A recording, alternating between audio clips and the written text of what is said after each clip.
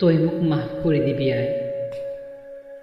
এই পিয়লা নিচাৰ মোৰ বৰ প্ৰয়োজন। তই নুবুজিবি আই, আধুনিক যন্ত্ৰ মাথো এটি মই গৈ আছো তিতা পৰা কলিজা আতিলৈ। আই, তোক এটি কথা সুধিব বৰ মন যায়। তই মোক বিশ্বাস কৰনে আই? বিশ্বাস দিবলৈ তই মোক কিয় বাৰু নবনালি আই? এটা সুস্থ শৰীৰৰ সম্পূৰ্ণ মানুহ, এটা পংগু মন লৈ কিমান আৰু জামাই বালেতে যাব দি মোক মিলি নকৰিবি তইতো।